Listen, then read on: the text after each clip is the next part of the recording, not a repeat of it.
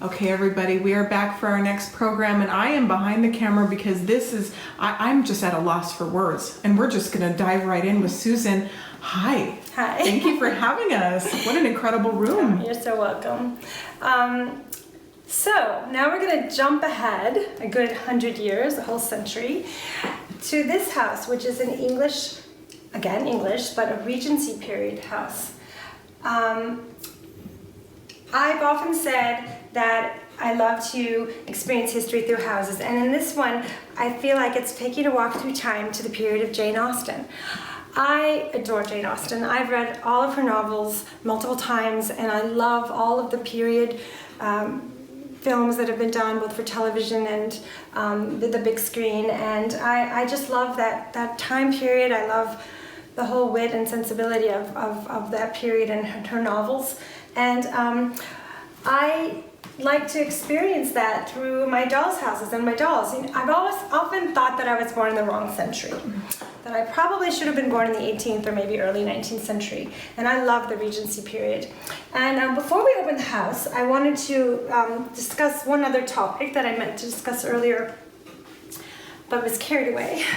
So there's always this big debate with antique dolls' house collectors, to electrify or not the house. So when I first started collecting dolls' houses as a young girl, I always electrified every house. I felt that it added warmth and light and life to the houses. I like to be able to see things. And one of my most special things to do is something I do with my daughters today, and that is kind of hard to experience now with all these bright lights, but one of our favorite things to do would be to turn on the lights in the dolls' houses and turn off the lights in the big room and peek through the windows, and it was be kind of like spying on the dolls, and you felt like you were just peeking through history. And today, as there were before, there have always been people who are absolutely opposed to lighting or electrifying antique dolls' houses. I've kind of started to come to that school of thought, especially with my very, very early houses. That I just don't want to touch the original pristine condition, but I can tell you that every house that I have electrified, I've never drilled a single hole. I always use the very finest wire, and I find some little crack. There's always a crack you can find or access in these early houses. I usually use very simple strips of LED lighting, and just a couple dabs of water-based glue, so anybody who wanted to take it back to its original condition pre-lighting would be able to do so very easily, and no harm, no foul. But I still feel that with the very, very early houses, like the one we just saw before, I just don't want to touch it at all. And fortunately now I have rooms where I can have spotlights on the ceiling and be able to light the houses that way, similar to what a museum does. But there is a special charm and warmth to a house that has electricity, and this one does. And so you can peek through the windows and see what they're doing inside. What are they doing? I love that. And it's like venturing into the time of Jane Austen. So we will open the house now, and you can see it even better. So every house is a little bit tricky to open. They all have their own little quirks. So here we go. Now this house came very, very clean and tidy, thanks to Michael and David. And the wallpaper in the central corridor is original, but the wallpaper in the other rooms is not. It was just a mess and impossible to salvage, and it was also not nice at all. And so we selected these period wallpapers that we felt would work well, and they are all antique papers. They're gorgeous. I love what you did here. Now, one thing I mentioned to say before too is that when I talked about the wallpaper that was in the Q baby house, that was the same wallpaper that was in the regular grand Q house, now in the elevator, and that was that since the children would use remnants of wallpaper that had been used for the main big adult-sized person house, the scale of the wallpaper is large. I mean, this is regular big people wallpaper.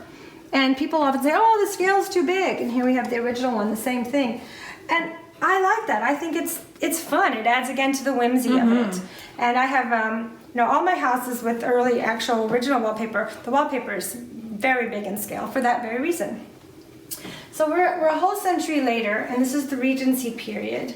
And it was quite a different period to either the 18th century or to the Victorian period, which followed. The Regency period lasted only 11 years, from 1811 to 1820.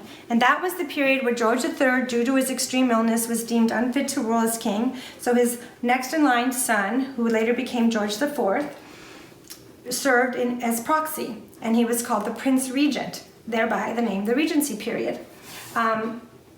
After George IV, when he died in 1830, his younger brother William became king, and he ruled until 1837, and then Victoria became queen, and then Victorian times set in, and they were quite different, as I mentioned.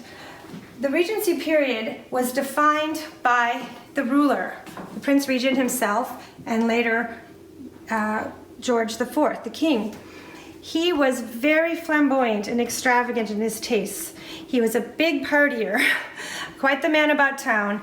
He spent money like crazy. He commissioned the Brighton Pavilion in Brighton, which many of you have perhaps visited. It's got extravagant, crazy wallpaper, beautiful, ornate rooms, a humongous dining room filled with every extraordinary piece you could imagine. They had huge parties, huge balls there. He also had Buckingham Palace completely restored. I mean, he just was an extravagant partier. And that mood descended upon the whole community and the whole society. So things became very loose. In the 18th century, there were the very stiff corsets and dresses that you could hardly move in. There were sometimes panniers so wide that women had to turn sideways to go through doorways, etc., and big, elaborate, heavy wigs. The Regency period was the opposite. There was the soft, flowing gowns that the women wore, very loose and free form, with the empire waist so they could eat a lot. There was the very tight-fitting breeches for men, and this kind of all led to more sensuality, more flirtation, just more fun, more parties. The period following, the Victorian period, as you know, was quite different than the opposite. It was much more high-collared, more conservative, more staunch, and especially when Prince Albert, Queen Victoria's husband, died, it became very sort of a somber period. But the Regency period was fun, and it also was a very, very special period because for England now, this was the first time where there was the possibility of upward mobility for the middle classes. You may remember I discussed about that very topic in Holland, but that was, we're talking the middle of the 17th century. And here we are, the first quarter of the 19th century, and it finally started happening in America and in England. And that was because of the rise of industry, the first beginnings of the formation of industry, and also a higher respect for the professional classes such as lawyers and doctors. So for the first time, it was possible for middle classes to aspire to be higher up in society. And so entertaining became a very, very important part of everyone's lives. People would entertain to impress, to gain favor with this family and that, and also you could rise to higher levels in society by having your eligible young pretty daughters marry into a higher class. And that was very much the topic of many of Jane Austen's novels, Sense and Sensibility, Pride and Prejudice, etc. So there you have it. It was a very, very different period than either the period that preceded it or the period that followed. Well, that is so interesting, and I am so excited to get inside your house. Okay. Which room do we get to start in? Let's see. Well, why don't we start here in the dining room? The dining room is a very special place, again, for entertaining. And this doll is one of a family of dolls that I purchased from England that were together in the same family since the Regency period. And she is very special because she has hair. I love the hair. Now you may notice, compared to the other houses, this house is really grand in scale. And these are much larger Grosvenor tiles than the little ones we saw in the first cabinet house. I mean, those rooms were only about this high. And this is such a fun house because I could use these much larger Grosvenor tiles. The doll came with several other members of the family, which I will point out, and also this suite of furniture, the table, there are 6 chairs, and the little settee, very, very sort of Empire Regency style. It also came with this urn and this little cushion which I have used as a dog bed. So that's the lady of the house. Love her. And then the man of the house is this gentleman here. Also has some kind of funny molded hair stuck on his head. And he is her husband. And here we have guests that are in the withdrawing room, as they called it, probably after dinner, enjoying cards and games. And music was a very, very important part of life in this 18th century, as well as the Regency period. This would have been called a pianoforte. And there's also a harp, as you can see. And young ladies were often asked to play the pianoforte and sing to impress possible suitors. The house, the room box within the house is wonderful. Yes, that's a charming little thing. And I just like tiny, tiny things. I don't know if you've noticed. I have big, huge early wooden dolls, and these are larger Gardner dolls, but something about the tiny, tiny things. You know, man has always recreated himself in miniature, ever since Roman and Egyptian times. And it wasn't always for religious or ritual purposes. Yes, definitely they found miniature pieces in tombs in Egypt and from Roman period, but they have also found pieces that they feel certain were dolls. And wherever you go, you can find miniatures. Doesn't matter what country in the world you're in, there are miniatures to be found for that very reason. So here we have, these children came with the family, these two little girls with their hair attached, as well as this one, which doesn't have any hair attached. So those three also came with the original family. How fantastic. And here we have probably a governess, maybe a friend. Again, you can make up your own story. And they have their own little tiny, tiny dolls to play with, itty-bitty Gardner dolls. I do tend to do the same type of doll within a house, and there are exceptions, but if I do Gardner dolls, they're pretty much all Gardner dolls. If I do early English woodens, I try to keep it similar. I have one house with all wax dolls. So let me switch places with you. Yeah, there we go. Here down in the first floor, on the entry, we have another lady coming to pay a social call. Social calls were very, very important then as well. And she's dressed for it. Yes, isn't that a great hat? Love it. Yeah. And it's fun to put things in your doll's hands. You know, it adds interest. That little purse, I don't think came with the doll, but it's just fun to add little items and have dolls holding books and holding dolls. This little girl up here is holding her little doll. Oh, I love that. Okay, so that's probably your smallest grot right there. No, I don't think so. I think the little one she's holding. I think the one downstairs was, or maybe this one. Look at this one. Did you see that? So she's got a dress on, but see the tiny detail in her comb and the painting. So that's how wonderful. She's pretty great. Here's the bedroom, and this Gardner doll came with all of these original clothes and hats. Look at that. And they all fit her perfectly, and they're all hers and all original. And here's another one on the bed. She's trying to decide what to wear for the evening.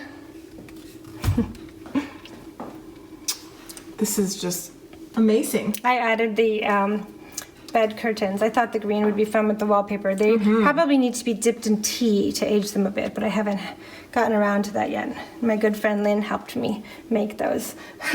But yeah, so everything is old except for that. I have to point that out. Disclaimer here. And because again, the bed came, nice early original bed from the period, but it didn't have any of its bedclothes. So when you bought the house, it was empty? Yes, and 100% empty. So you have been working on furnishing this for years? Or did you do it all in a few months? You know, I collect all kinds of things, and I have back stock of everything pretty much. And so again, when I get a new house, I just love to spread all my boxes around me, and I say it's sort of like an artist with his palette, and I just play with it and say, oh, does this bed look better? No, that one does. Oh, let's put this here or that here. I just play with it. So yeah, I kind of am excited to do it, so I do it relatively quickly over a matter of days or weeks, but then I'm always adding. Love that. And as an interior designer, I'm sure that you draw a lot of inspiration from your work. And also, have you ever decorated a house and then done kind of the same thing in a real house? I can't say that, no. But I do have to say, I think the two are sort of married in one sense. I have a very important part of my collection, in addition to sort of these sub-collections, as I mentioned, and the textiles, etc., is I have a big library. I love my books. So I have not only books about dolls and dolls' houses, and I buy every one I can find, whether it's out of print, new, in print, whatever. Whenever I see a new one, I buy it, as long as it's a good one. And but I have not only books about dolls and dolls' houses, but I have books about decorative arts, antiques, history of wallpaper, history of china, porcelain, silver. I have books about everything large so that I can know how to put together small. And I love to visit stately homes and historic homes wherever I go, whether that's America, France, Italy, England, anywhere. I love to visit historic homes because it validates what I do in miniature, to see the big houses and, oh, there's the same straw covering on the kitchen floor that I have in this dollhouse or whatever. And I get ideas and I learn. I'm constantly learning. Well, I'll show you the kitchen now. Yeah, let's go to the kitchen. Again, the kitchen is such a fun room to furnish. I love all the copper pots and molds, and it's just wonderful. Now, kitchens were very, very important during the Regency period. As I mentioned, entertaining was a huge part of life in order to impress and mingle with the upper classes, hopefully, and rise in mobility. And so the kitchen was always a very bustling, happy place, or maybe not so happy with all the work. Even middle-class families had servants. If they could afford it, they would have a cook and a housekeeper and even a scullery maid. You can imagine the loads and loads and loads of dishes that would have to be washed after an elaborate dinner party. And they used all kinds of different things to dye foods, all kinds of crazy colors. Arsenic was used for green, lead was used for red, and it goes on and on. But they just wanted to have these elaborate meals. And meal times were different then. There still was no electricity, and candles were expensive. And so a lot of the day's business was done early in the morning, and then breakfast wouldn't happen until around 10. And therefore, what we call lunch, but they call dinner, didn't happen till around 3 or 4 in the afternoon. And that would be the main meal of the day. And when they would entertain and people would come, and it would last about a good 2 hours or so. And they would have many courses. And a course would not be just a bowl of soup and then the entree and then dessert. They would have many, many plates for each course arrayed on the table.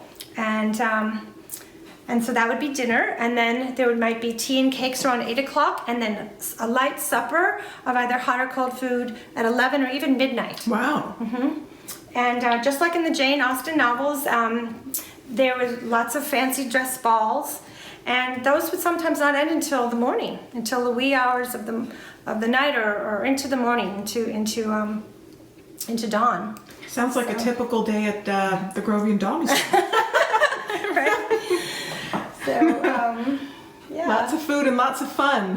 Well, if you're going to bring us into it, you get your blow-up beds and you can sleep over. That's right. Well, Michael's chiming in. Oh, I have to tell you, Michael made a comment about what I was talking about with the last house, with the little button that was in the newel post of the staircase, and he said that that's actually called a bragging button.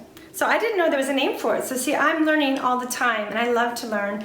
And it's just so interesting because today I don't think people are into bragging so much, right?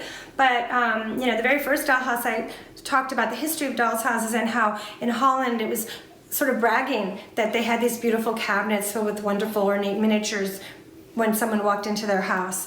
And that was also a sign of, I've made it, I'm here, and it was a bragging thing. And now also the bragging button, a bragging thing. So Absolutely. I don't think that would be politically correct today, perhaps. This is I absolutely think remarkable. if you can get your house paid for, you are entitled to brag. Brag a little bit. Yeah. Yeah. Wow. What a treat. This is a marvel. Now in here, a lot of this blue and white is transferware. And some of it is even 18th century. These two vases, this piece and that piece, are 18th century. And the rest is transferware, which was also a very cool thing that happened during this period. So before transferware, only the wealthiest people could afford hand-painted china. But transferware was much cheaper and easier to make, and so it made very pretty dishes affordable for the masses. This And embroidered sampler on the back is just... oh yeah, that's a lovely piece of needlework. It's amazing. And people were incredible craftsmen and artists at the time. They did just the finest stitches in their clothing and their needlework. And by the way, transfer, this is all blue and white, but it also came in brown and white, red and white, even purple and white, green and white. I think the blue is the most popular though. This is... This is amazing. The cook also came with the original group, but she doesn't have real hair on her. Well, she has the wonderful Apollo style, which is just wonderful. Well, we could certainly, I'd set up some blow-up mattresses in here and stay for a few days. Yeah, it's a fun house because it's so big you can really get in it. You just get in. Yeah, yeah. It's what you think of when you think of just the best dollhouse ever. So can you imagine Jane Austen? Yes. Or any of her characters? Speaking of Jane Austen, Mrs. Bennet of Pride and Prejudice, a famous quote from that novel was that her family was too genteel for her daughters to be involved in cooking. So those girls did not cook; they had a cook. They had a cook, and she's enjoying her job. Everyone in your house looks very happy. You know, even though it was a very, very long, hard day in a Regency kitchen, with all that work, the scullery maid, etc., and all the piles and piles of dishes, it was still a much nicer time to be a household servant than in the Victorian era. There was a closer relationship between the head of the household, the house mistress, and her servants. You could often find the lady of the house in the kitchen herself, overseeing and helping and chatting. It was just a looser, freer time in general. So even though there was so much work, it was an easier time. I wrote about this in another article. It was for a UFTC journal, and it happened to be a cookbook that year. I don't remember the year it was exactly, but it was a cookbook. So all the articles were food related, and I wrote an article called "Life in a Regency Kitchen." So if you want to learn even more about a Regency kitchen, you can. We'd love to look at your articles. Absolutely, yes.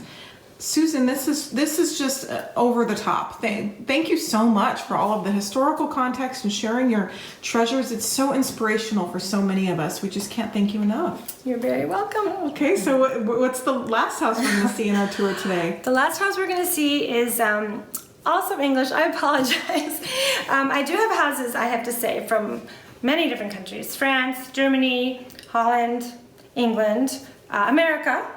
American early dolls houses are quite rare, as just the same way as American early antiques are much more rare than English or continental, obviously because America wasn't around nearly as long as those countries. But I do have houses from America.